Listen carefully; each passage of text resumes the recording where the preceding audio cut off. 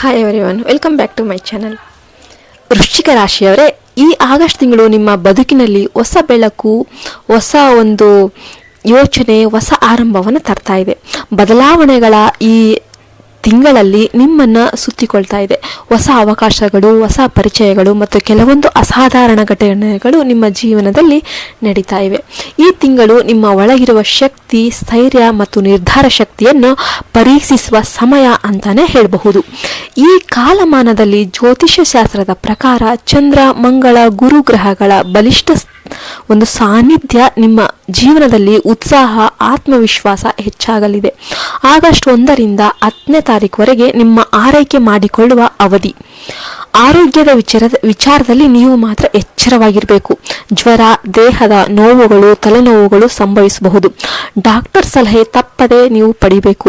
ಭೌತಿಕ ಆರೋಗ್ಯಕ್ಕಿಂತ ಹೆಚ್ಚು ಮಾನಸಿಕ ಶಾಂತಿಗೆ ಒತ್ತಡವನ್ನು ಕೊಡಬೇಕು. ಈ ತಿಂಗಳು ಧ್ಯಾನ, ಪ್ರಾರ್ಥನೆ, ಹವ್ಯಾಸಗಳು ನಿಮ್ಮ ಮನಸ್ಸಿಗೆ ನೆಮ್ಮದಿಯನ್ನು ತಂದುಕೊಡುತ್ತೆ. ಆಗಸ್ಟ್ 11ರಿಂದ 20ನೇ ತಾರೀಕುವರೆಗೆ ಇದು ನಿಮಗೆ ಶುಭ ಸಮಯ ಅಂತಾನೆ ಹೇಳಬಹುದು. ಇನ್ನು ಹಣದ ವಿಚಾರದಲ್ಲಿ ನೀವು ಇಷ್ಟಪಟ್ಟವರನ್ನ ಒಂದು ಪಡೆಯುವ ಸಾಧ್ಯತೆಗಳು ಇವೆ. ಸಾಲ ವಾಪಸ್ ಆಗಬಹುದು. ಉದ್ಯೋಗದಲ್ಲಿ ಪ್ರೋತ್ಸಾಹ, ಒಂದು ಉನ್ನತ ಸ್ಥಾನ, ಹೊಸ ಕರ್ತವ್ಯಗಳು ನಿಮಗೆ ಬರಬಹುದು. ಉದ್ಯೋಗ ಹುಡುಕುವವರು ಈ ಅವಧಿಯಲ್ಲಿ ಸಂದರ್ಶನಕ್ಕೆ ಒಂದು ಕರೆ ಮಾಡುವ ಸಾಧ್ಯತೆಗಳು ಕೂಡ ಇವೆ. ಇನ್ನು ಕೆಲವು ಜನಕ್ಕೆ ವಿದೇಶ ಒಪ್ಪಂದ ಅಥವಾ ಉದ್ಯೋಗ ಅವಕಾಶ ಕೂಡ ನಿಮಗೆ ಸಿಗಬಹುದು. ಇನ್ನು ಹೊಸ ಒಪ್ಪಂದ, ಹೊಸ ಗ್ರಾಹಕರು, ಉತ್ತಮ ಲಾಭವುಳ್ಳ ವ್ಯವಹಾರ ಕೂಡ ನಿಮಗೆ ನಡೀಬಹುದು. ಈ ದಿನಗಳಲ್ಲಿ ಸೂರ್ಯ, ಶನಿ ಮತ್ತು ಗುರು ನಿಮ್ಮ ತೃತೀಯ ಮತ್ತು ದಶಮ ಭಾವದಲ್ಲಿ ಬಲಿಷ್ಠರಾಗಿರೋದ್ರಿಂದ ನಿಮ್ಮ ಶ್ರಮ ಫಲ ನಿಮಗೆ ಸಿಗುತ್ತೆ. ಈ ಅವಧಿಯಲ್ಲಿ ರಾಜಕೀಯ ಒಂದು ಲೈನಲ್ಲಿ ಇರೋರಿಗೆ ಅಧಿಕಾರ ಸಿಗುವ ಸಾಧ್ಯತೆ ಕೂಡ ಇದೆ. ಸಾಮಾಜಿಕವಾಗಿ ನಿಮ್ಮ ಪ್ರಭಾವ ಹೆಚ್ಚಾಗಬಹುದು. ಆದಾಗ್ಯೂ ನೀವು ಸ್ನೇಹಿತರೊಂದಿಗೆ ಚರ್ಚೆಗಳಲ್ಲಿ ಮಿತವ್ಯಯದಲ್ಲಿ ಭಾಷಣ ಮಾಡಿ. 3ನೇ ವಾರದಿಂದ ಕೆಲವು ಆಂತರಿಕ ಸಂದರ್ಭಗಳು ಎದುರಾಗಬಹುದು.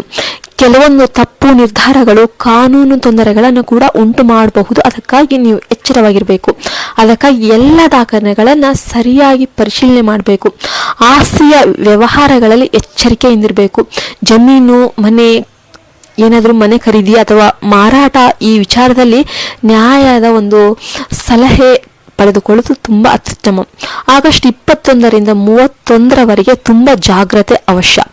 ಆರ್ಥಿಕವಾಗಿ ಖರ್ಚು ಜಾಸ್ತಿ ಆಗಬಹುದು. ಅನಿವಾರ್ಯವಾಗಿ ಹಣ ಹೋಗುವ ಒಂದು ಸಾಧ್ಯತೆ ಜಾಸ್ತಿ ಇದೆ. ಹೂಡಿಕೆಯಲ್ಲಿ ನಷ್ಟ ಅನುಭವಿಸಬಹುದು.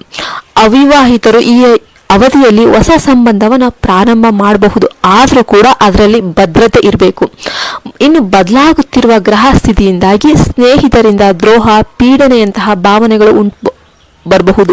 ಕೆಲವೊಮ್ಮೆ ನೀವು ನಂಬಿದವರೇ ನಿಮ್ಮ ಬೆನ್ನಿಂದ ಚೂರಿ ಹಾಕಬಹುದು. ಎಚ್ಚರವಾಗಿರಿ. ಇದರಿಂದ ಮನಸ್ಸಿನಲ್ಲಿ ನೋವು ಮತ್ತು ನೊಂದುಕೊಳ್ಳುವ ಒಂದು ಪರಿಸ್ಥಿತಿ ಉಂಟಾಗಬಹುದು. ಆದರೆ ವೃಶ್ಚಿಕರ ಒಂದು ಶಕ್ತಿ ಅಂದರೆ ಪುನರ್ಜನ್ಮ ಇದ್ದಂತೆ. ನೀವು ಮುರಿದು ಬೀಳೋದೇ ಇಲ್ಲ. ನಿಮ್ಮ ಶಕ್ತಿಯ ಮೂಲ ಒಂದು ಕಾಣಿಸೋದ್ರಿಂದ ಜನರು ನಿಮ್ಮ ಬಲವನ್ನು ಅಂಕಿತ ಆಗೋದೇ ಇಲ್ಲ. ಆದರೆ ನೀವು ಮೌನವಾಗಿದ್ರೂ ನಿಮ್ಮ ತೀರ್ಮಾನಗಳು ಸ್ಫೋಟಕವಾಗಿರುತ್ತೆ. ಈ ತಿಂಗಳಲ್ಲಿ ಗುರು ಶನಿಯ ಸಂಚಾರ ಭಾವವು ಬುದ್ಧಿಯನ್ನು ಹೆಚ್ಚು ಮಾಡುತ್ತೆ. ಆದ್ರಿಂದ ನಿರ್ಣಯ ತೆಗೆದುಕೊಳ್ಳುವ ಮೊದಲು ಆಲೋಚನೆ ಮಾಡಬೇಕು. ಧನಲಾಭ, ಆರೋಗ್ಯ, ಕುಟುಂಬ ಬದ್ಧತೆ ಎಲ್ಲದರಲ್ಲೂ ಸಮತೋಲನ ಇರಬೇಕು.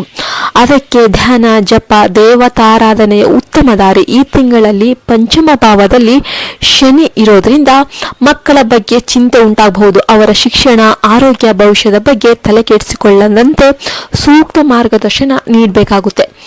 ಇನ್ನು ಕುಟುಂಬದಲ್ಲಿ ಹಳೆಯ ವಿಚಾರಗಳನ್ನು ಎಳೆದು ತರುವುದು ತುಂಬ ತಪ್ಪು. ಅದನ್ನು ಮಾತ್ರ ಮಾಡಬೇಡಿ. ಪತಿ ಪತ್ನಿಯ ನಡುವಿನ ಪ್ರೀತಿ ಸಂಬಂಧಕ್ಕೆ ಮಿತಿ ಮೀರಿದ ನಂಬಿಕೆ ಇರಬೇಕು. ಇಲ್ಲದಿದ್ದರೆ ಕಲಹಗಳು, ಜಗಳಗಳು ಉಂಟಾಗುತ್ತೆ. ನಂಬಿಕೆ ಮತ್ತು ಸಮಾಧಾನದ ಮೂಲಕ ಎಲ್ಲ ಸಮಸ್ಯೆಗಳಿಗೆ ಪರಿಹಾರವನ್ನು ಕಂಡುಕೊಳ್ಬೇಕು. ಈ ತಿಂಗಳು ದೇವತಾ ಆರಾಧನೆಯಿಂದ ಉತ್ತಮ ಫಲಿತಾಂಶಗಳು ಸಿಗುತ್ತೆ. ವಿಶೇಷವಾಗಿ ಮಂಗಳವಾರದಂದು ವಿಶೇಷವಾಗಿ ಸುಬ್ರಹ್ಮಣ್ಯ ಸ್ವಾಮಿಗೆ ನೀವು ಪೂಜೆ ಮಾಡೋದ್ರಿಂದ, ಹನುಮಾನ್ ಚಾಲಿಸ ಪಠನೆ ಮಾಡೋದ್ರಿಂದ ಧಾರ್ಮಿಕ ಶಕ್ತಿ ನೀಡುತ್ತೆ. ಇನ್ನು ಮಾಂಸಾಹಾರದಿಂದ ದೂರ ಇರಬೇಕು. ಶುದ್ಧ ಆಹಾರ, ಶುದ್ಧ ಆಲೋಚನೆ, ಶುದ್ಧ ಬದುಕು ನಿಮಗೆ ಆಧ್ಯಾತ್ಮಿಕ ಮತ್ತು ಭೌತಿಕ ಒಂದು ಬಲ ನೀಡುತ್ತೆ. ಬಿಲ್ವಪತ್ರೆ ಪೂಜೆ, ಶಿವ ಪಾರ್ವತಿಯ ಆರಾಧನೆ, ಶನಿವಾರದಂದು ಭೀಮೇಶ್ವರನಿಗೆ ಎಣ್ಣೆ ಅಭಿಷೇಕ ಇವು ನಿಮ್ಮ ಗ್ರಹದ ಶಕ್ತಿಯನ್ನು ನಿಭಾಯಿಸಲು ಸಹಾಯಕ ಆಗುತ್ತೆ. ಈ ತಿಂಗಳು ಕೊನೆಯ ದಿನಗಳಲ್ಲಿ ಕೆಲವೊಂದು ಆಧ್ಯಾತ್ಮಿಕ ಅನುಭವಗಳು ಸಿಗಬಹುದು ಎಂಬ ಸೂಚನೆ ಕೂಡ ಇದೆ. ನಿಮ್ಮ ಕನಸುಗಳಲ್ಲಿ ದೈವಿಕ ಸೂಚನೆಗಳು ಕಾಣಿಸಬಹುದು. ಇನ್ನು ಹಳೆಯ ವಿಷಯಗಳನ್ನು ಕ್ಷಮಿಸಿ ಹೊಸತನ್ನು ಒಪ್ಪಿಕೊಳ್ಳಿ. ಆಗಸ್ಟ್ ತಿಂಗಳು ನಿಮಗೆ ಬದಲಾವಣೆಯ ಅರಿವನ್ನು ಕೊಡುತ್ತೆ. ಪ್ರತಿ ಪಾಠನೂ ನಿಮಗೆ ಹೊಸ ಎತ್ತರಕ್ಕೆ ಕರೆದೊಯ್ಯುತ್ತೆ. ಸೋಲಿನಲ್ಲೂ ಜ್ಞಾನ ಇದೆ. ಈ ಪಾಡಿನಲ್ಲಿ ಕೂಡ ಪಾಠ ಇದೆ. ಪ್ರತಿದಿನವೂ ಹೊಸ ಶಿಕ್ಷಣ, ಹೊಸ ಅರಿವು ಇವು ನಿಮಗೆ ಆಯುಷ್ಯದ ಒಂದು ದಾರಿಯನ್ನು ತೋರಿಸುತ್ತೆ. ಅಂತಿಮವಾಗಿ ಹೇಳಬೇಕಾಗಿದ್ದು ಏನೆಂದರೆ, ಈ ತಿಂಗಳು ನಿಮ್ಮ ಧೈರ್ಯ, ಆತ್ಮವಿಶ್ವಾಸ, ಶಕ್ತಿ ಮತ್ತು ಶಾಂತಿಯ ಒಂದು ಪರೀಕ್ಷೆಯ ಸಮಯ. ನೀವು ಹಾದಿ ತಪ್ಪಿದ್ರೂ ಕೂಡ ದೇವರು ನಿಮ್ಮ ಕೈ ಹಿಡಿದಿದ್ದಾನೆ ಅಂತ ಹೇಳ್ಬೋದು. ಧೈರ್ಯವಾಗಿ ಮುನ್ನಡೆಯಿರಿ.